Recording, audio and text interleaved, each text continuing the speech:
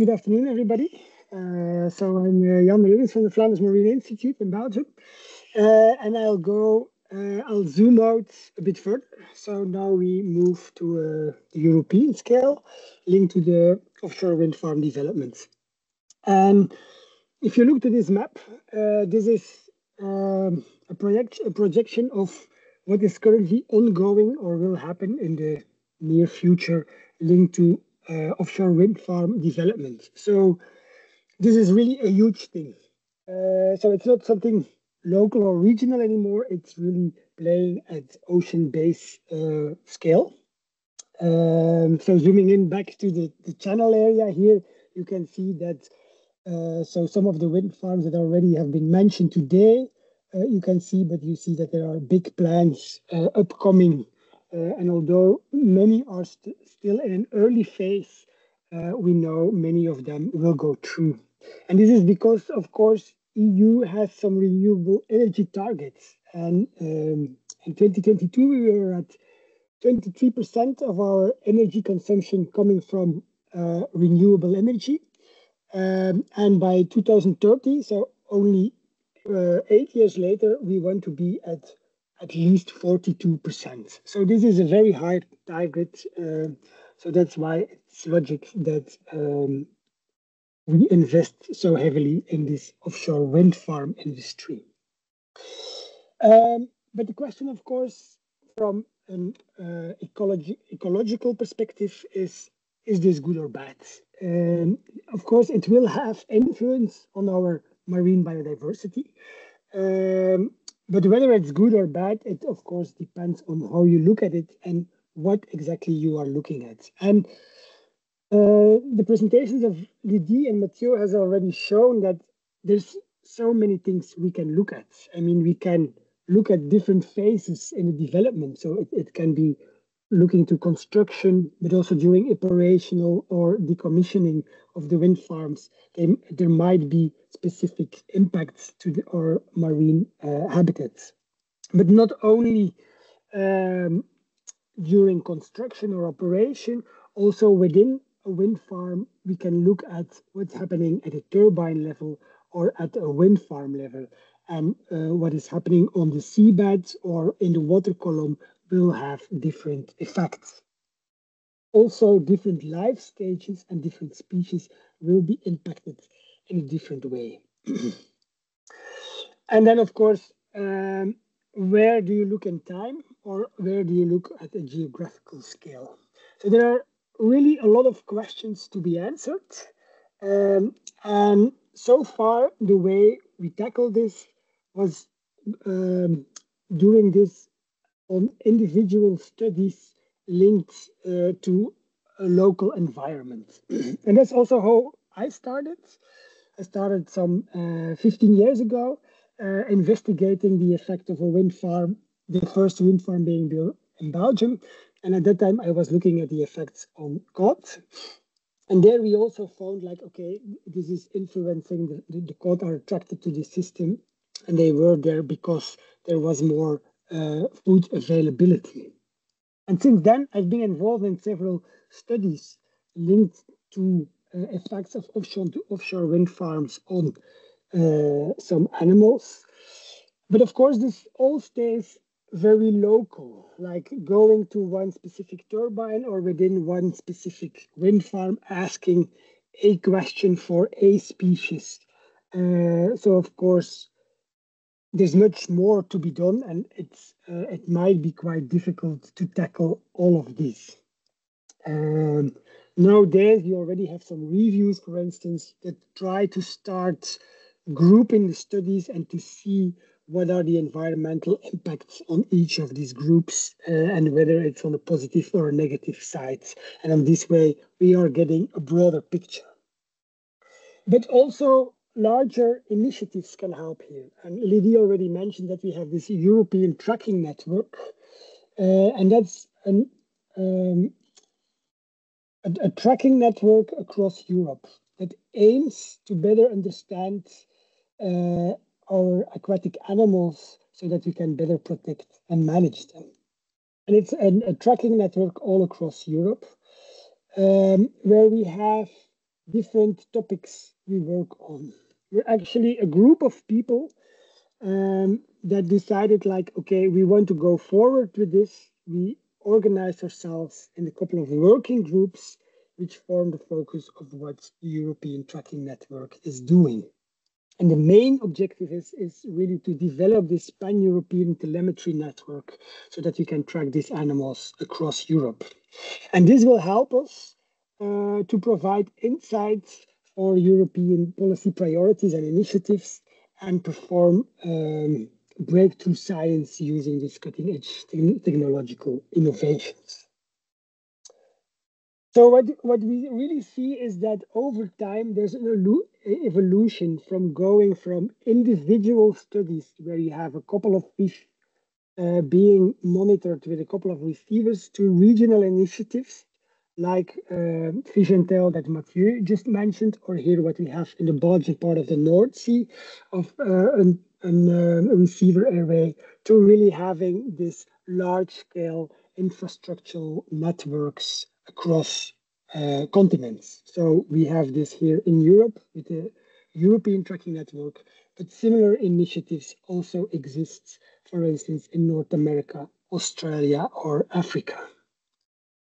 So zooming in to this network, here I zoomed in on what is ongoing in our channel area and the southern North Sea. And then you realize that actually there's quite a lot of infrastructure in the water, both in the marine environment as well as in riverine systems. So we're also covering estuaries, which might be of relevance into the work of offshore renewables. And this infrastructure that is in place gives a lot of opportunities to perform large-scale research.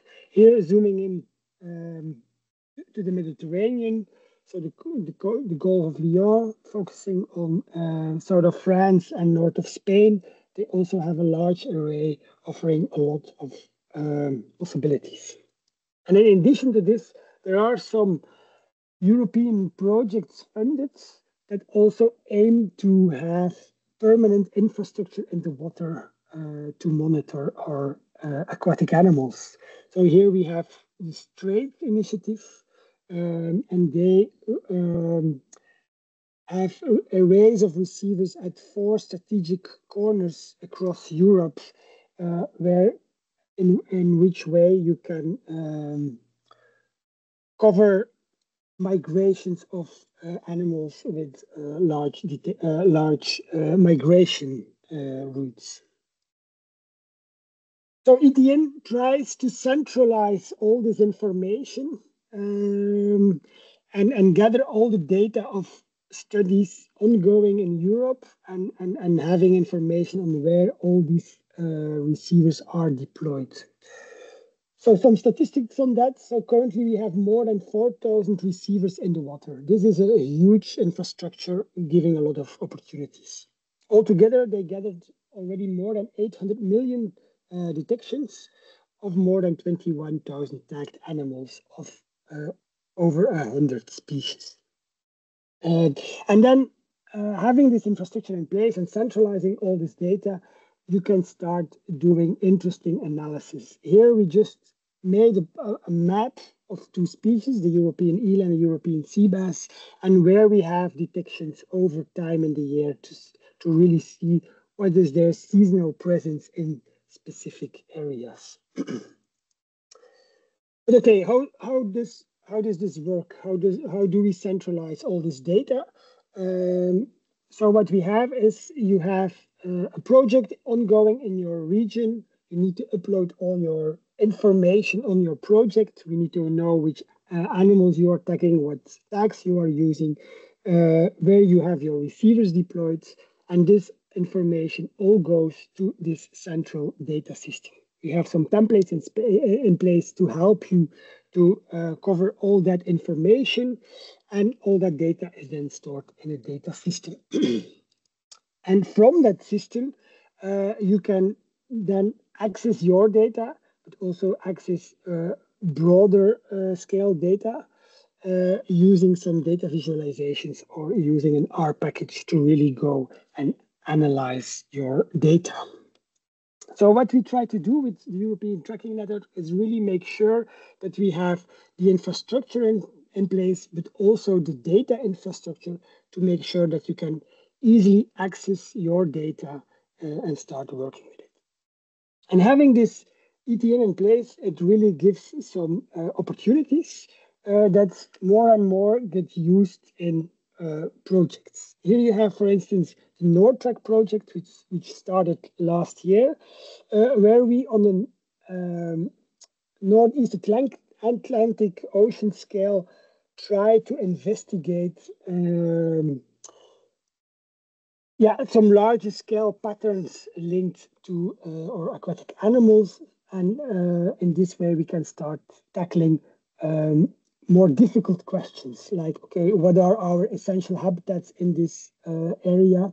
What are the biodiversity hotspots? How do our animals react to climate change and these things? And what we did in that project is we actually made different subgroups. We have working groups, each focusing on specific species or on a specific question.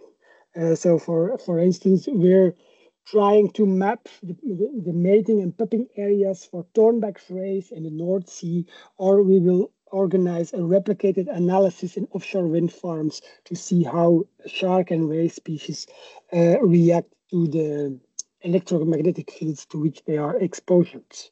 So in this way, we start tackling the overarching questions and are not only focusing anymore on our local studies.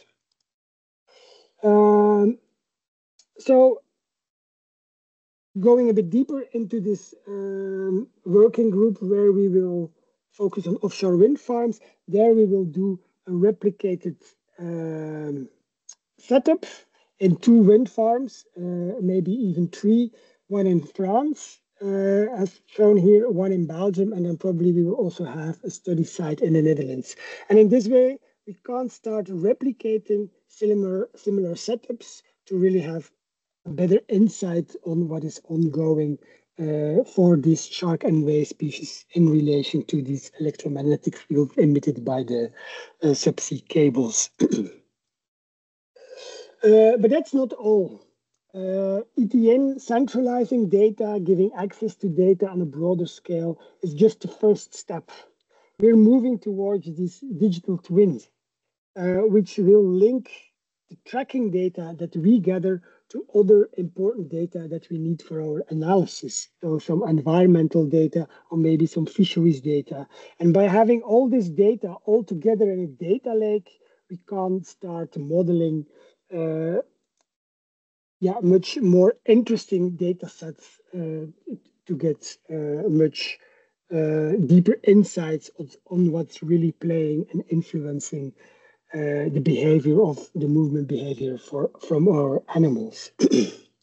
So ETN is one of these data collections that goes to this digital twin framework, and where you then will be able to do high performance analysis in this digital environment. And DTO-TRACK is another project that got started last year that's already playing on this, where they will coordinate the tracking efforts for migratory species, and then we link this to ocean developments to see how our migratory species are influenced.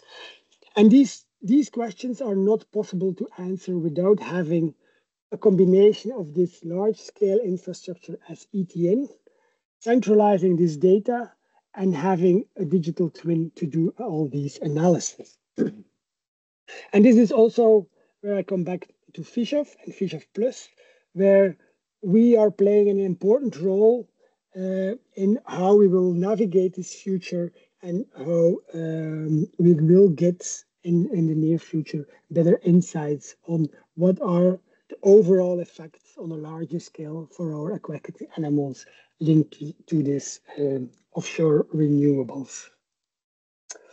And I just wanted to end coming back to this picture to show you once more, like, okay, this is huge. There's a lot ongoing. So it's important that in the future we continue this work to get the insights we need to answer the questions on what are the effects of the offshore wind farms and how we can help mitigate them and make them more biodiversity friendly.